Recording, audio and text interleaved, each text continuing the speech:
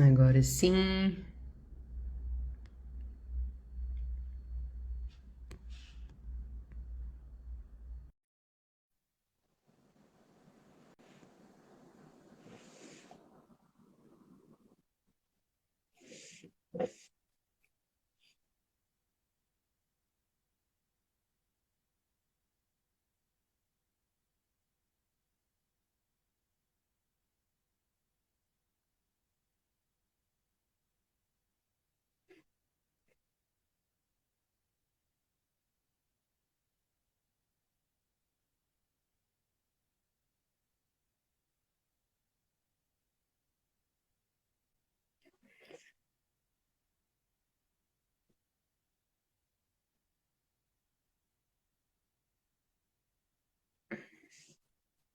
Estou aqui a aceitar o José.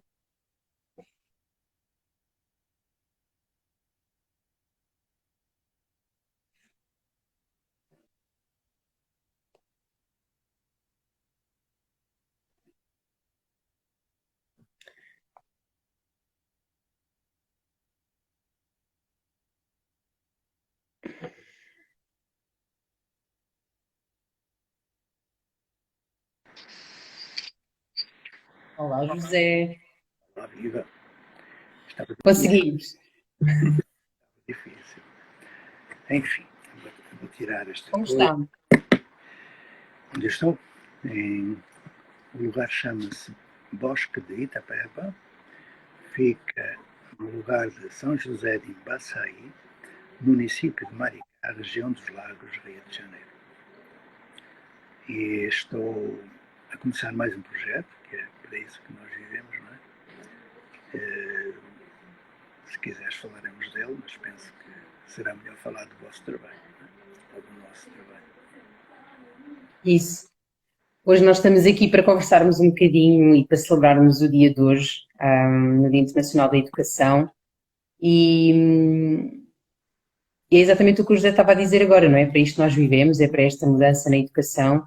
E gostava que pudesse falar-nos um bocadinho do que é que celebramos hoje, com aquilo que também foi até ao dia de hoje a sua experiência na educação. E o que é que celebramos hoje, o que é que já conseguimos alcançar. Olha, eu devo dizer, sem ser pessimista, que eu sou até bastante esperançoso, que não temos muito para celebrar, infelizmente.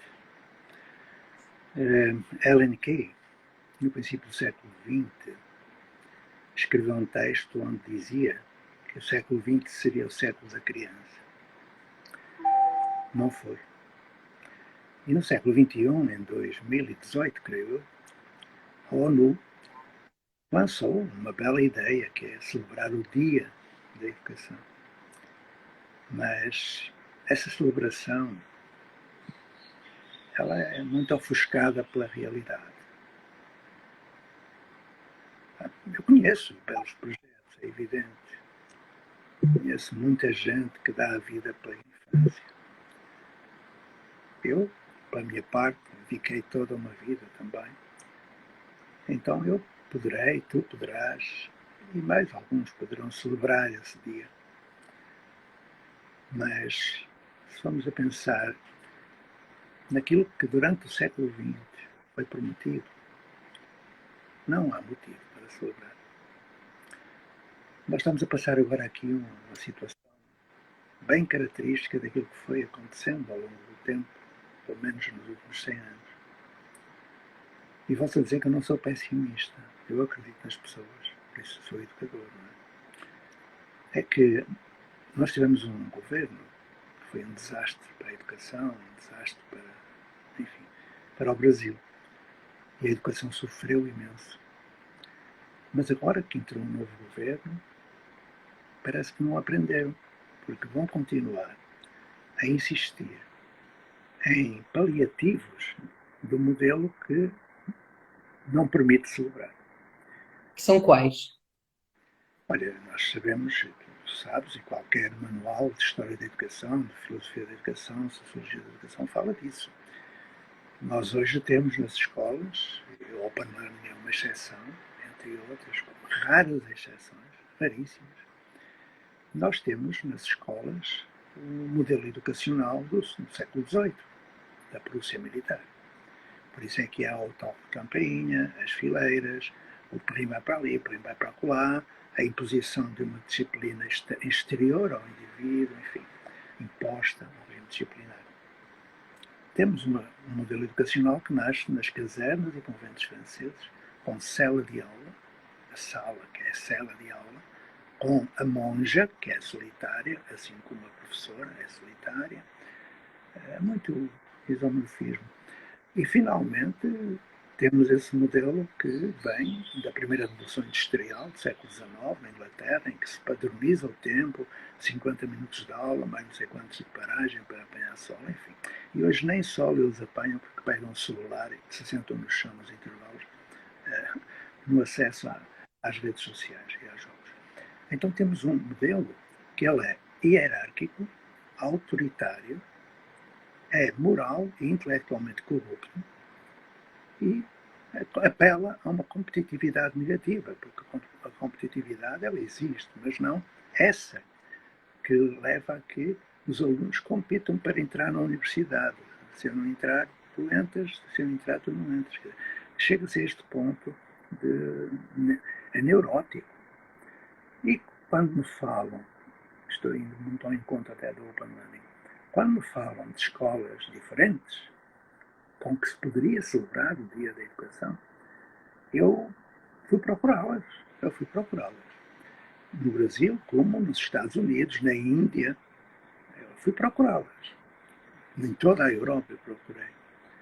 O que encontrei foram escolas ditas diferentes, alternativas, mas que não são alternativas. Continuam com o mesmo modelo, sala de aula, turma, prova, tudo isso que já não se usa há mais de 100 anos. Então, A Maria Montessori, só mais um apontamento, a Maria Montessori, no princípio do século XX também, no princípio, quer dizer, 1907, por aí, quando ela criou a Escola de Bambini, ela dizia que a competição que a escola impõe é a base, a origem remota de todas as guerras. E nós temos uma guerra às portas da Europa, em pleno século XXI. Então, a visão do mundo que esse modelo que eu falei, não é um modelo institucionalista, nos traz, é um modelo causador de analfabetismo, infelicidade, de ignorâncias básicas, a origem de suicídio juvenil, de ataques em Columbine, no Rio Leme, no Brasil, em que eles voltam à escola para matar, produz bonsais humanos. Apesar dessa escola, muita gente se liberta dela. E então, talvez tenhamos motivo para celebrar. eu acho que o que o José está a dizer é para nos deixar alerta. Mas aí leva-me a questionar. Nós temos esta percepção, estando nós na educação, deste lado, sendo nós apaixonados por isto, pelo que fazemos e por acreditar e por queremos fazer diferente. Minha pergunta é: e as famílias que nos procuram? Quem são as famílias que procuram um modelo diferente? Onde é que acha que elas têm esta percepção de que aquilo que é feito já não é para ser feito? De um modo geral, as famílias são um pouco receptivas a projetos diferentes para melhor, não é? E vão muito atrás de promessas vãs. Quando eu há pouco dizia que fui pelo mundo à procura dos melhores projetos, o que eu encontrei foram fake news, marketing que não corresponde à realidade. E as famílias, como não estão esclarecidas, como consideram que a escola tem que ser como sempre foi, ignorando que esta escola só existe há 200 anos, para mal dos nossos pecados, não é? Então essas famílias normalmente estão pouco receptivas a projetos sérios e vão atrás de promessas vãs. Eu penso que o que é necessário é abrir um debate público, que nunca foi aberto. Um debate fundamentado para que a opinião pública possa desenvolver conhecimento dos projetos efetivamente alternativos, que vale a pena celebrar no ano, no Dia da Educação. Então, quando há 48 anos os pais me perguntavam, na escola da ponte, então, mas o meu filho depois vai poder entrar na universidade com estes métodos novos, que não eram novos, o que eu fazia foi o que o Montessori fez, portanto, já tinha 100, muitos anos. Estes métodos novos, eles vão aprender e tal. Eu mostrava aos pais que no método que eles tiveram, não aprenderam. Eu perguntava-lhes coisas do ensino básico que eles não sabiam, portanto, não aprenderam. E depois eu pedi-lhes um voto de confiança. E os pais são pessoas que amam os seus filhos e querem o melhor para eles. Assim como os professores amam os seus alunos e querem o melhor para eles. O que é necessário é abrir o debate público e, sobretudo, juntar aquilo que está separado. Família, sociedade e escola. Se isso for operado, família, sociedade e escola, talvez possamos, no próximo ano, celebrar o Dia da Educação.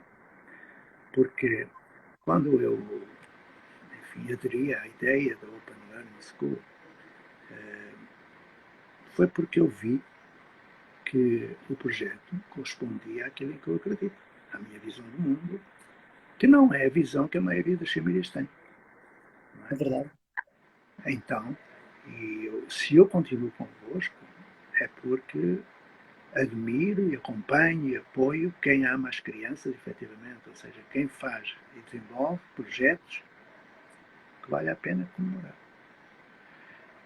Então, volto a dizer que não sou pessimista, bem pelo contrário, também não sou otimista, sou esperançoso. Porque quando se fizer essa ligação fundamental, que é o que está também na Constituição da República e na Lei de Bases, a educação é a tarefa, é a obrigação da família, sociedade e Estado. E, não é ou. A família não pode delegar na escola a sua responsabilidade. A família também não tem nada que ensinar matemática, ou história, ou educação física ou motora. Não é? Mas eu pergunto muitas vezes se essas reformas que aconteceram aí em Portugal, eu lembro-me da primeira, em 1969, 70, a Veiga Simão, repara que estou a falar de alguma coisa com mais de 60 anos, ou o que seja. Essas reformas conduziram a nada. Nós olhamos para a quantidade de centros de explicações, por exemplo, aumentam exponencialmente. Mesmo alunos de escolas particulares vão para centros de explicações agora. E porquê, na sua opinião? Porque não aprendem, efetivamente, e os pais não são parvos. Não é? Há muitos pais que vão abrindo os olhinhos e vendo que, enquanto que o Open Learning é um projeto sério, que apresenta realmente uma proposta coerente, essas escolas particulares, é por isso também outra razão que eu estou com o Open Learning, essas escolas particulares são enganadoras. E os pais percebem que os alunos não aprendem e põem-nos no centro de explicações, ou seja, pagam 3 vezes a educação. Pagam através dos impostos, pagam a escola particular e pagam um centro de explicações. Uma loucura. Não se consegue chegar mais fundo, não é? Me espanta muito que a maioria da opinião pública esteja à margem de tudo isto. Me surpreende que não seja tão claro que esse modelo que aí está não funciona. Eu acho que é muito isso, José. Eu acho que é muito isto que aqui também está às vezes a faltar, é que há realmente uma percentagem que consegue reconhecer que o que está a ser feito não é funcional, não está adaptado, não está ajustado, não acompanhou os tempos, e temos toda uma outra parte que até pode estar mais consciente, mas que o receio é enorme. A experiência que nós temos aqui na Open Learning, em particular na Quinta,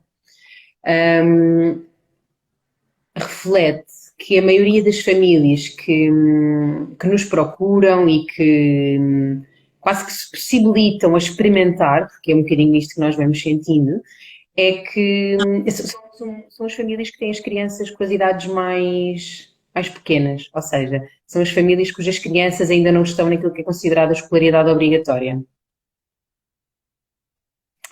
São as famílias que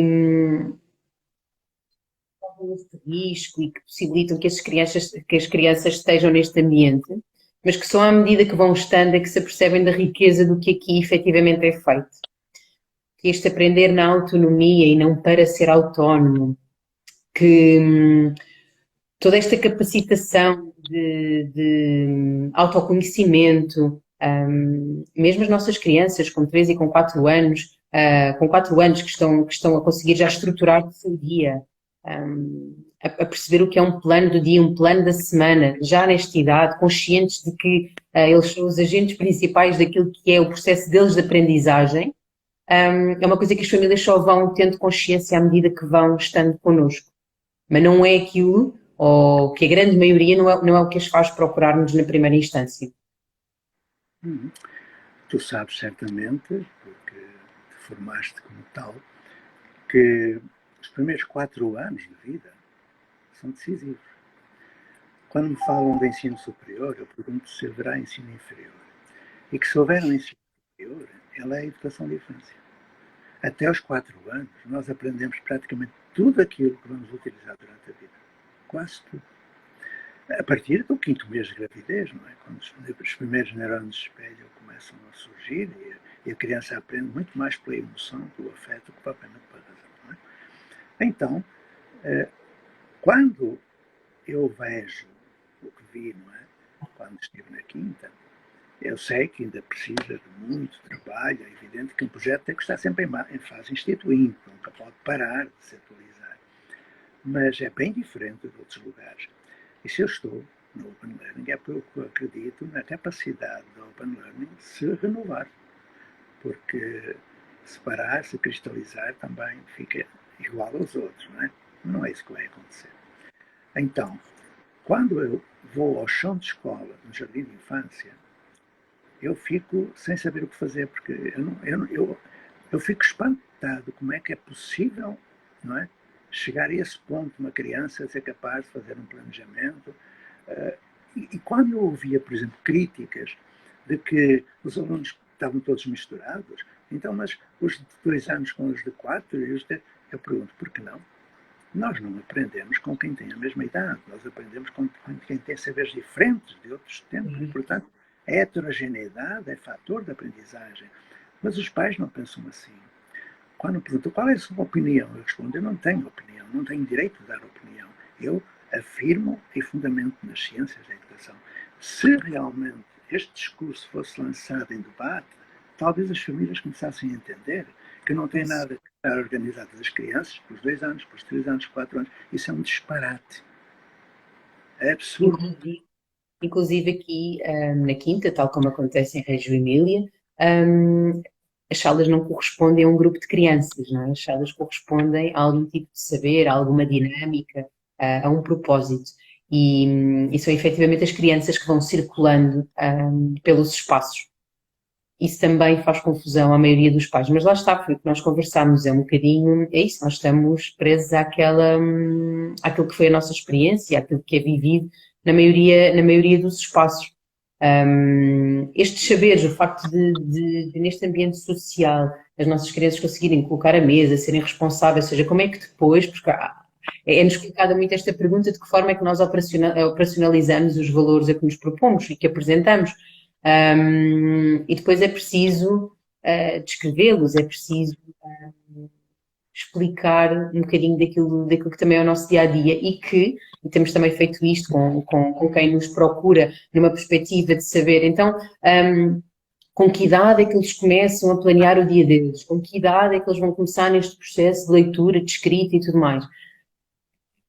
A própria não resposta deixa toda a gente mais ansiosa e receosa. E o José então está habituadíssimo a isso, não é? Aos anos.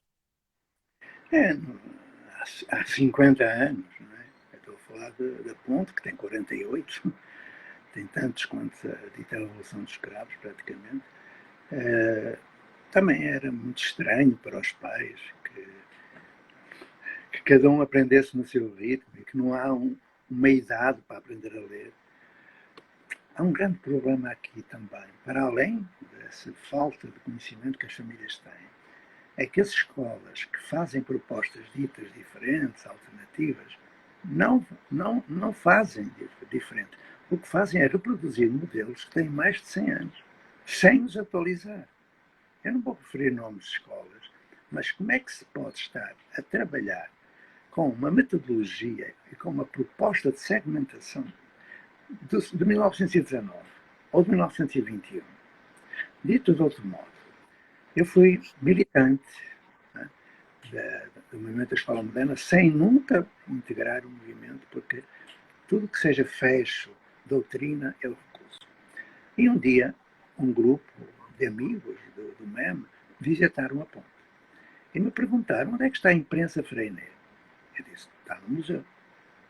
Mas então estamos com, temos aqui um computador. Se o Freinet, em 1921, tivesse computador, certamente não utilizaria a imprensa. Agora, muitas vezes eu utilizava a imprensa para que as crianças pegassem nos chumbinhos, construíssem todo o texto e fizessem como e fazia isso só para eles perceberem como era antigamente, no tempo da primeira impressão do Gutenberg.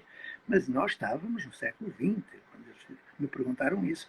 E a imprensa Freinet estava lá no cantinho, quando eu me apetecia, ou quando as crianças perguntavam, eu trabalhava com eles. Mas nós trabalhávamos era com o computador.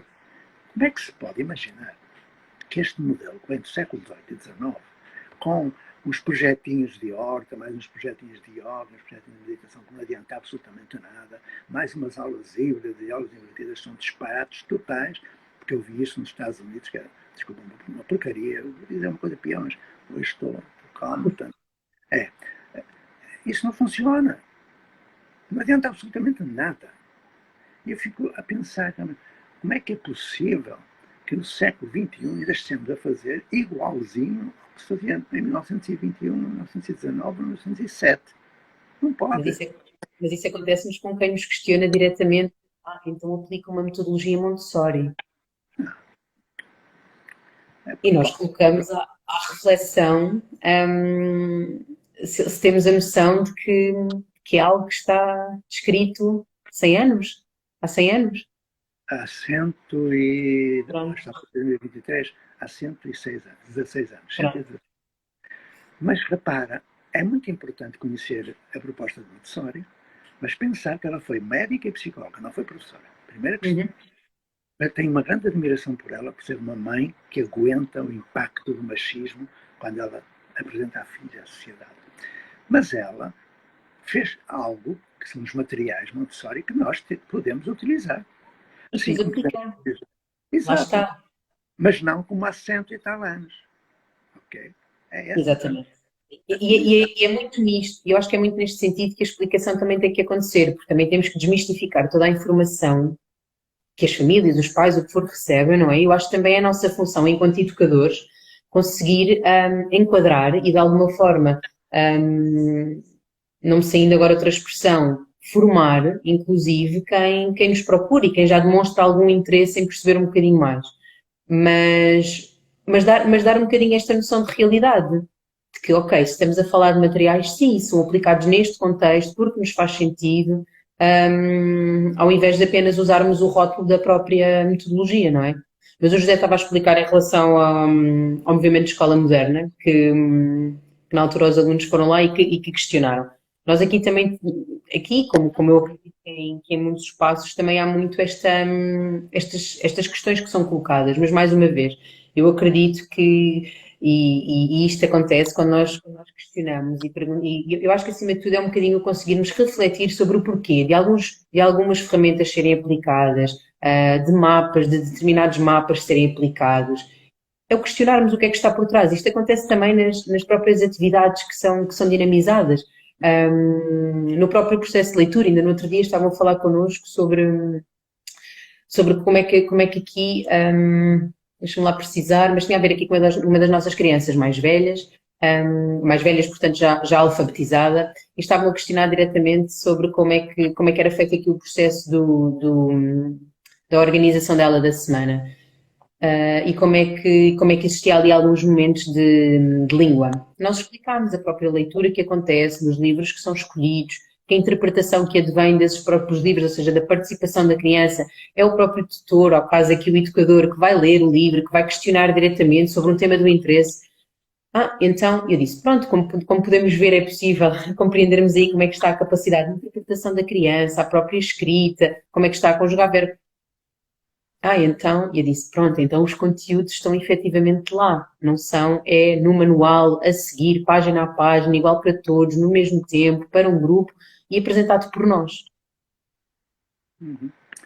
Olha, eu penso que muito daquilo que eu considero ser negativo advém do facto da escola pública, a dita escola pública, não ser escola pública. Muita gente me critica por eu acompanhar a Open Learning, por exemplo, não é?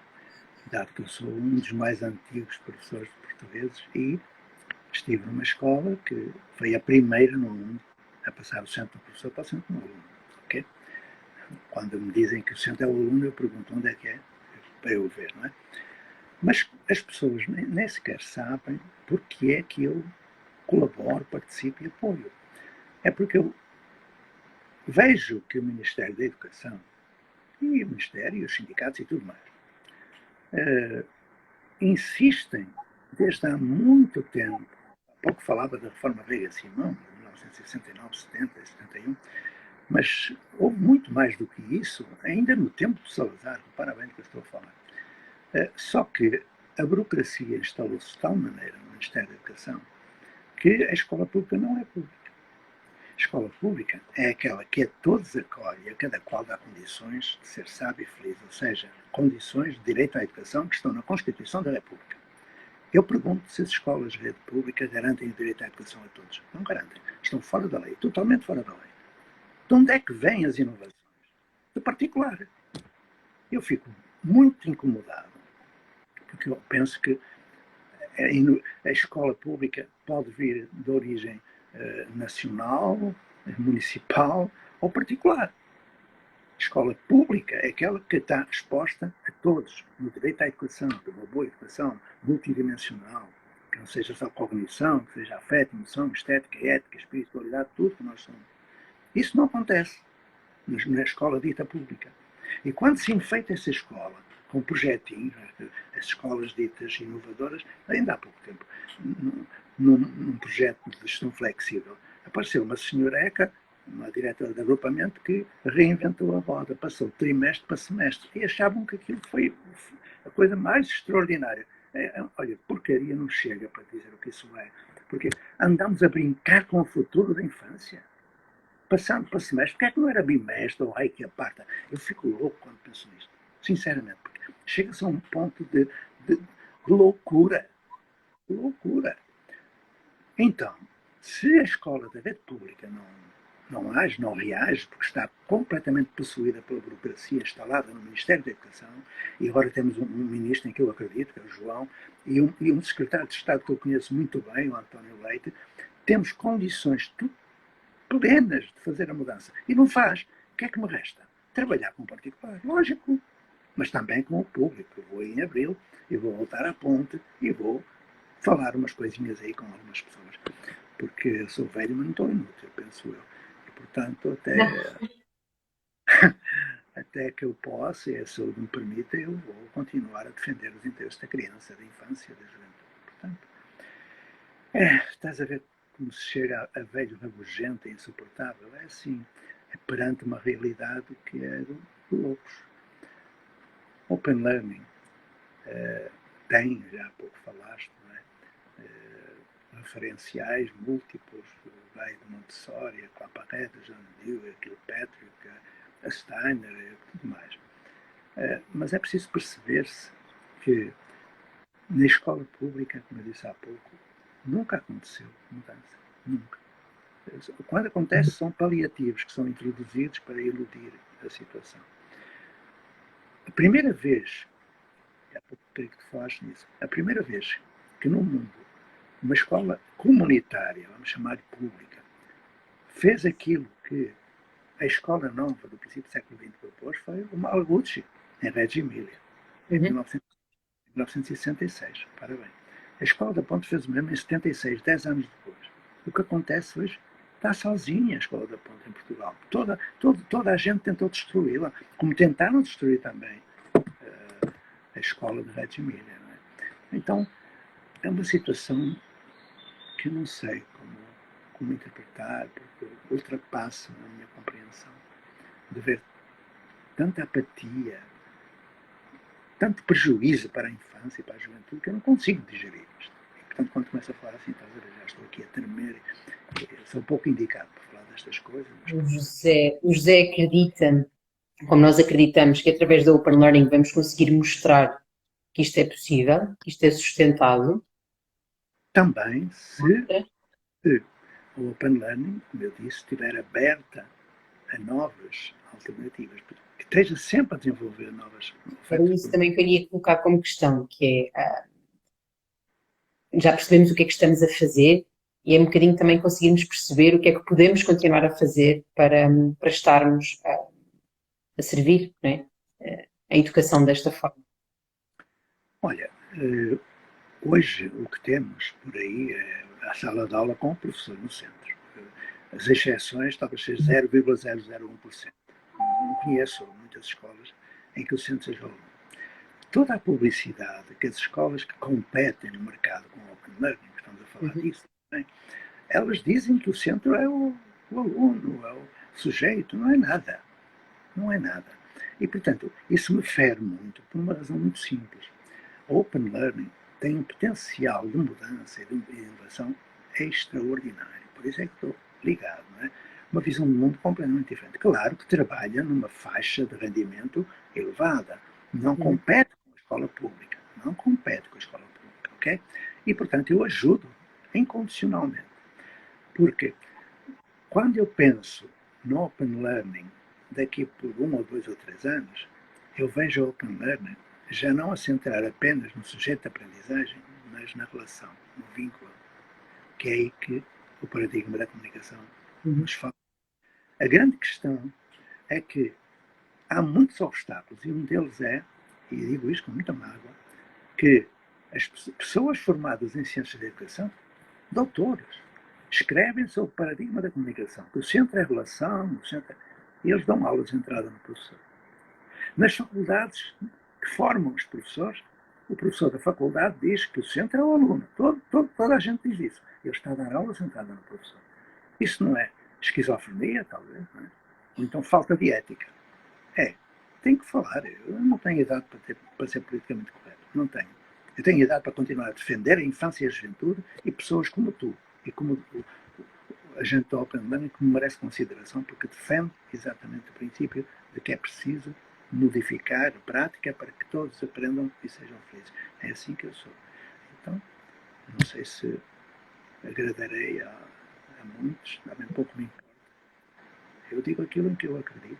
Eu acho que é isso, eu acho que também é estarmos conscientes do trabalho que estamos a fazer e não esquecermos exatamente o que o José disse, é que o potencial está cá, mas que cabe a todos estes profissionais, famílias, comunidade, continuarmos também neste caminho, a progredir para aquilo que é inovação, porque é o grande problema também, é estarmos estanques de uma forma geral na educação. Se nós continuarmos a fazê-lo, com a sua ajuda por mais uns anos,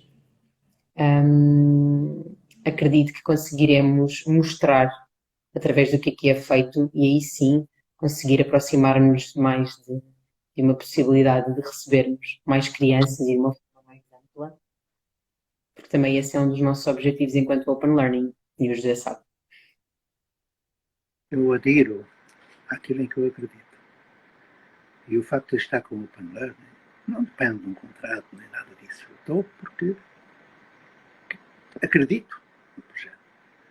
E então ficarei convosco até vós continuares a aturar este velho, não é?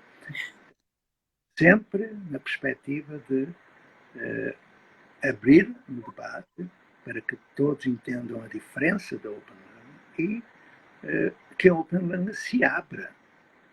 Não é a novos mercados, porque ela age no mercado que existe, mas a novas formas que continuam naquela que tem, que é muito inspirada na escola da Ponte, mas que vá muito além.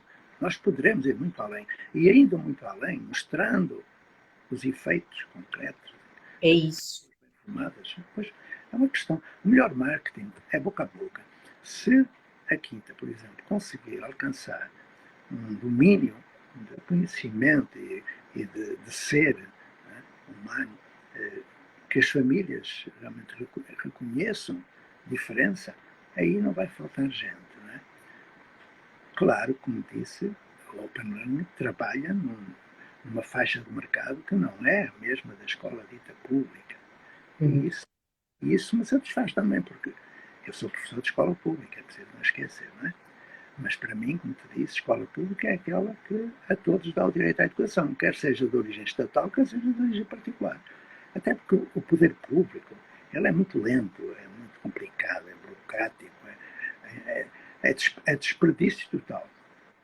Quando vieram estas coisas das comunidades de aprendizagem, por exemplo, a vi logo.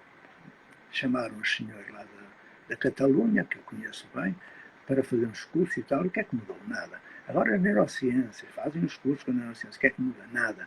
Os professores portugueses já tiveram centenas de cursos, congressos, seminários. O que é que mudou? Nada. Porque o modelo está aí. Ele é inamovível. Por onde é que nós podemos reagir? Através de escolas ditas públicas que queiram ser e através do Open Learning e outras que realmente sejam sérias e que protejam a infância e a juventude. Se eu estiver errado, como digo, não sou infalível, nem tenho o dom da verdade, mas eu falo daquilo que eu faço. Essa é a grande diferença. Por isso é que eu incomodo muita gente. Eu não gostaria, é evidente. Ninguém gosta de incomodar. Mas é praxis, uma prática com teoria, que vai perturbando as pessoas que, enfim, não podem com este velho. Mas pronto, também não há problema. Quero agradar a todos, não é? Quero é defender aquilo em que eu acredito. É isso, é o que nós também fazemos aqui.